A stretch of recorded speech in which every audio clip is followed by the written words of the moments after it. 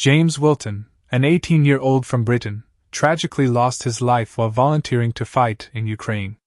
He was killed by a Russian drone during his very first mission, a situation described by his best friend as incredibly difficult and heartbreaking. James had traveled from Manchester to Ukraine 4 months prior, eager to help defend the country against Russia's invasion, despite having no military experience. His father, Graham Wilton, had pleaded with him not to go, but James was determined to make a difference. He wanted to help Ukraine, Graham shared with the son, expressing his deep sorrow over losing his son.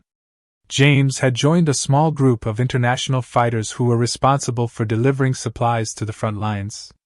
Unfortunately, their mission turned into a nightmare when Russian drones detected them in an open field, leaving them with no place to hide.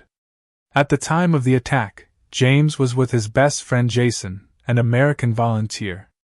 Jason recounted the terrifying moment they realized they were being hunted by the drones. As the drones hovered above them, James faced a tough choice: to run for safety or to stand and fight. He chose to run, but the drone followed him and struck just 30 meters away from the safety of their trench.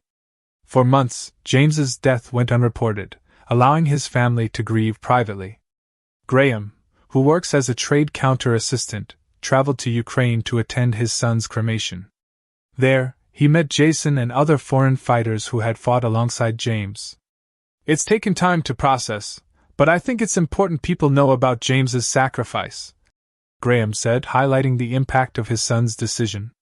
James's mother, Carrie-Ann, had also tried to dissuade him from going to Ukraine, but he was resolute in his mission. In fact, it was Graham who drove him to the airport for his journey into the war zone. Jason, who suffered a severe injury after stepping on a landmine, has returned to Ukraine for rehabilitation but remains committed to the fight, motivated by the loss of his friend. "I knew James was going to be a lifelong friend," he said, reflecting on the memories they shared.